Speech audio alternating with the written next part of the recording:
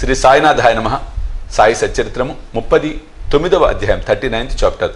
ప్రస్తావన భగవద్గీత శ్లోకమునకు బాబా చెప్పిన అర్థము, సమాధి మందిర నిర్మాణం.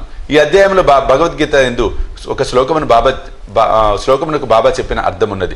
కొందరు బాబాకు సంస్కృతం తెలియదనియు అది నానాసాహెబ్ చందోర్కర్ చెప్పినదనియు అనుడిచే హేమాడ్ పంత్ 50 అధ్యాయంలో ఈ సంగతిని విశదీకరించెను. 2 అధ్యాయములలోనూ ఒకే విషయం ఉండుడిచే రెండును ఇందులో పొందుపరచటమైనది. ప్రస్తావన షిరిడి పవిత్రమైనది, ద్వారకమై పావనమైనది.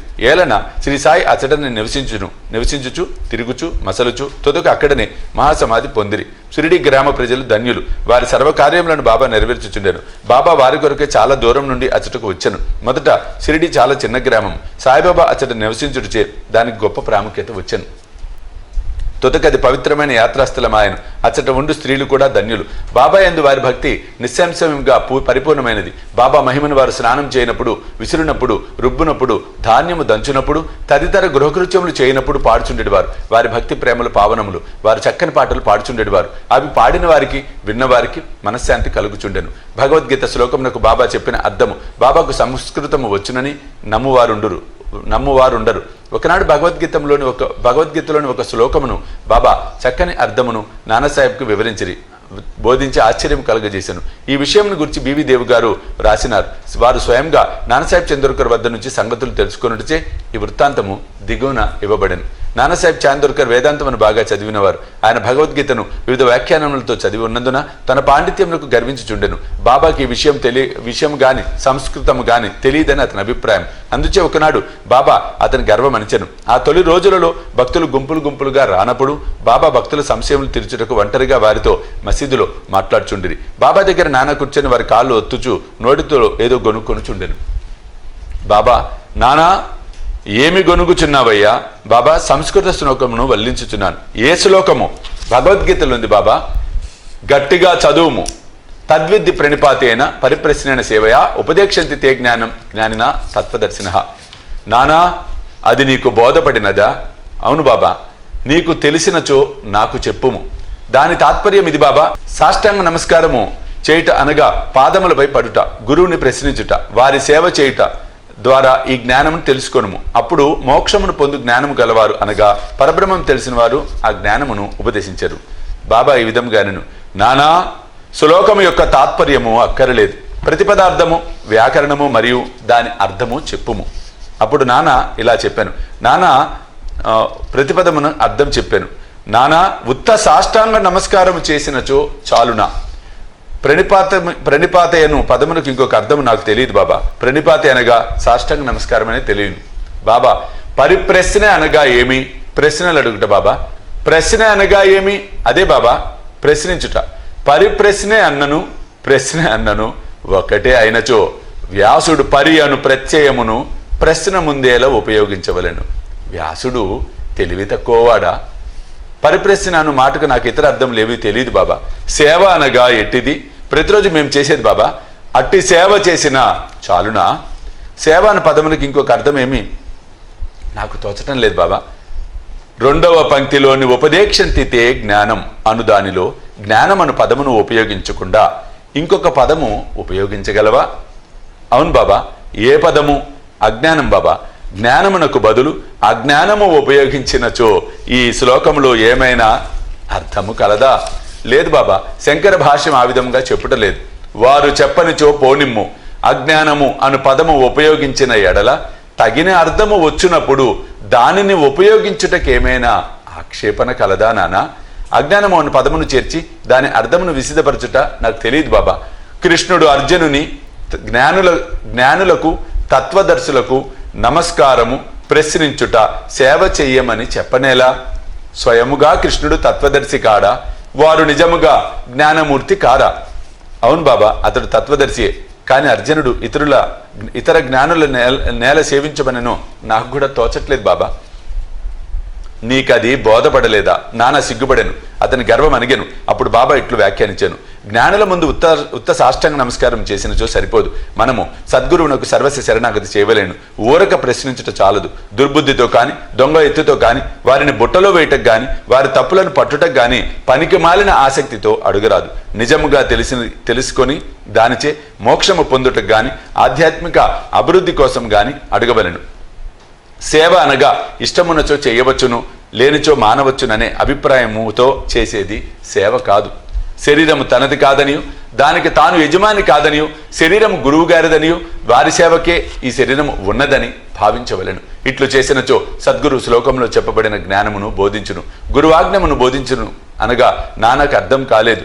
భావము జ్ఞానము ఉపదేశం ఎట్లగును అనగా సాక్షాత్కారము బోధించుట ఎట్లు, అజ్ఞానమును నశింపచేటే జ్ఞానము. జ్ఞానేశ్వర మహారాజ్ ఇట్లు చెప్పి ఉన్నారు. అజ్ఞానమును తొలగించుట ఇట్లు, ఓ అర్జున, స్వప్నము నిద్ర తొలగిపోయినచో మిగులునది నీవుగా గ్రహింపుము. జ్ఞానమనగా అజ్ఞానమును నశింపచేయటయే, చీకటిని తరుముటయే వెలుతురు. ద్వైతమును నశింపచేయటయే అద్వైతము. ద్వైతమును నశింపచేసేదమనగా అద్వైతమును గురించి చెప్పుట. చీకటిని నశింపచేసేదమనినచో వెలుతురు గురించి చెప్పుట. అద్వైతము పొందవలననిచో ద్వైత భావమును మనలో నుంచి తీసివేయవలేను. అదే అద్వైతం పొందు జ్ఞానం. ద్వైతములోనే ఉండి అద్వైతము గురించి మాట్లాడినలా ఎవరైనా అట్లు చేసినచో ఆ స్థితిలోని వారు రానిదే వారికి ఎట్లు తెలియను, దానిని వారెట్లు పొందురు. శిష్యుడు గురువు వలె జ్ఞానమూర్తియే. వీరిద్దరికి భేదమేమన్నా గ్రహించి తీరు. ఇక్కడ ద్వైతము అద్వైతము, ద్వైతము అద్వైతం అంటే ద్వైతం అంటే రెండు, అద్వైతం అంటే ఒకటి. ద్వైతం అంటే రెండు అంటే దేవుడు అంటే ఆత్మ వేరు, పరమాత్మ వేరని. అద్వైతం వచ్చేటప్పటికి ఆత్మ పరమాత్మ అంటే ఒకటే, మనమంతా ఆ భావన అని ఇక్కడ చెప్పడం జరుగుతోంది. శిష్యుడు వీరిద్దరికీ భేదమేమనగా గ్రహించి తీరు. గొప్ప సాక్షాత్కారము, ఆశ్చర్యకరమైన మానవాతీత సత్వము, మహాశక్తి మత్వము మరియు ఐశ్వర్య యోగము. సద్గురువు నిర్గుణుడు సచ్చిదానందుడు. వారు మానవాకారమును అవతరించుట, జగత్తును మానవాళిని ఉద్ధరించుటకు మాత్రమే. దాని వలన వారి అసలైన నిర్గుణ స్వభావము కొంచెం కూడా వికారం చెందదు. వారి సత్యస్వరూపము, దైవిక శక్తి, జ్ఞానము తరగకుండా ఉండును. శిష్యుడు కూడా అట్టి స్వరూపం కలవాడే, కానీ అతనికి అనేక జన్మల అజ్ఞానం తానే శుద్ధ చైతన్యం అను సంగతిని కప్పివేయను.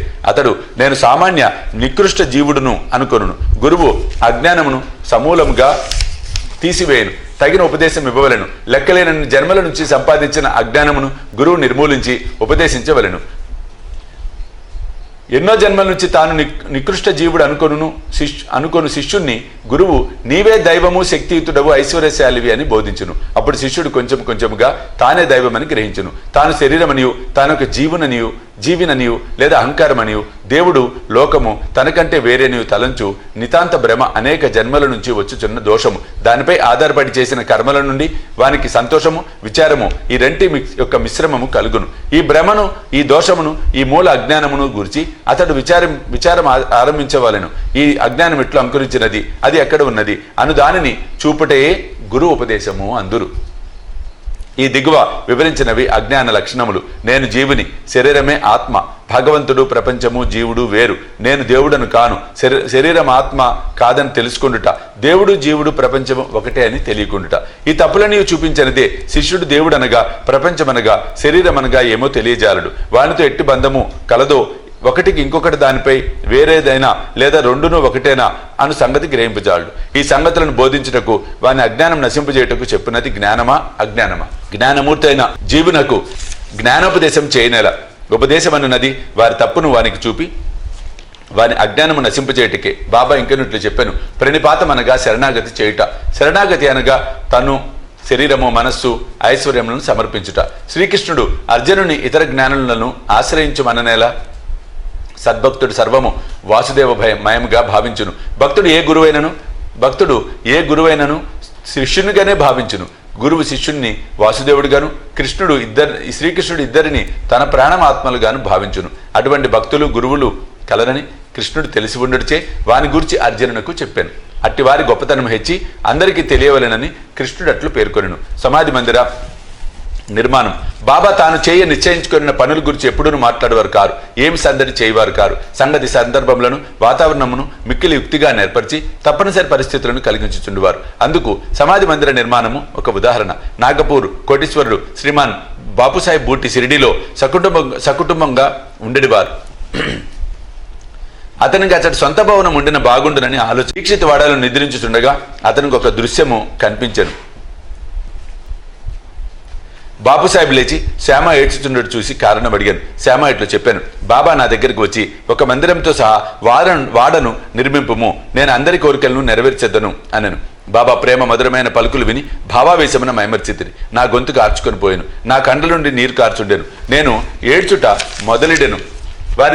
వారిద్దరి దివ్య స్వప్నములు ఒకటే అయినందుకు బాపుసాహెబ్ బూటి విస్మయం చెందెను. ధనవంతుడు ఒకటి చేతను చేతైన వాడు ఒకటిచే అతడు ఒక వాడను నిర్మించుటకు నిశ్చయించుకొని మాధవరావు సాయంతో ప్లాన్ గీశాను. కాకాసాహెబ్ దీక్షిత్ దానిని ఆమోదించాను. దానిని బాబా ముందర పెట్టగా బాబా కూడా వెంటనే ఆమోదించాను. కట్టడ ప్రారంభించిరి. శ్యామ పర్యవేక్షణ చేయుచుండెను. భూమి భూగృహము భావి పూర్తయింది. బాబా కూడా లెండింగ్ పోయినప్పుడు తిరిగి వచ్చినప్పుడు కొన్ని మార్పులు సూచించుచు సలహాలు ఇచ్చుచుండెను. మిగిలిన పని అంతయు బాపుసాహెబ్ జోగును చూడమండ్రి. అది నిర్మించినప్పుడు బాపుసాహెబ్ బూటికి ఒక ఆలోచన కలిగాను. చుట్టూ గదులుండి దాని మధ్యన ఒక విశాలమైన హాలులో మురళీధరుని ప్రతిమను ప్రతిష్ఠ చేయవలనని తట్టాను. బాబాకి సంగతి తెలియజేసి వారి అభిప్రాయం కనుగొనవలనని శ్యామ చెప్పాను. వాడ పక్క నుండి బాబా పోచుండగా వారిని శ్యామ ఈ విషయం అడుగగా బాబా అందులోకి సమ్మతించి దేవాలయము పూర్తి కాగానే నేనే అచ్చట నివసించుటకు వచ్చేదను అని వాడవైపు చూచుచూ, వాడ పూర్తయిన పిమ్మట మనమే దానిని ఉపయోగించుకొనవలెను. మనమందరం అచ్చట ఉందుము, అందరూ కలిసిమెలిసి ఆడుకొందుము, ఒకరిని ఒకరు కౌగలించుకొని సంతోషముగా ఉండవచ్చును అనెను. దేవస్థాన మధ్య మందిరం కట్టుటకు తగిన శుభ సమయమా అని అడగగా బాబా సమ్మతించుడిచే శ్యామ కొబ్బరికాయ తెచ్చి పగలగొట్టి పని ప్రారంభించాను. కొద్ది కాలంలో పని పూర్తయ్యాను. మురళీధర విగ్రహం తయారు చేయటకు ఆజ్ఞాపించిరి. అది తయారు కాకమునుపే కొత్త సంగతి జరిగాను. బాబా తీవ్రమైన జ్వరం వచ్చాను. వారు కాయంను విడిచుటకు సిద్ధముగా ఉండిరి. బాపుసాహెబ్ మికిలి విచారగ్రస్తుడయ్యను, నిరాశపడెను. బాబా సమాధి చెందినతో తన బాబా పాదములచే పవిత్రం కాదని తాను ముదుపు పెట్టిన లక్షల రూపాయలు వ్యర్థమగునని చింతించాను. కానీ బాబా సమాధి చెందక ముందు నన్ను రాతివాడాలో ఉంచుము అన్నట్టు పలుకులు బాపు సాహెబ్కే కాక అందరికీ ఊరట కలిగాను. సకాలంలో బాబా పవిత్ర శరీరమును మధ్యమందిరంలో పెట్టి సమాధి చేసిరి. ఇట్లు మురళీధరుని కొరకు నిర్ణయించిన స్థలమునందు బాబా సమాధి చేయుడుచే బాబాయే మురళీధరుడని, బూటివాడాయే సమాధి మందిరమని అర్థం గ్రహించవలెను. వారి విచిత్ర జీవితం లోతును కనుగొన శక్యము కాదు. తాను కట్టించిన వాడలో బాబా పవిత్ర శరీరము సమాధి అగుడిచే బాపుసాహెబ్ బూటి మిగుల ధన్యుడు, అదృష్టశాలి. 39వ అధ్యాయం సంపూర్ణము. సర్వం శ్రీ సాయినాథార్పణమస్తు. జై సాయినాథ్.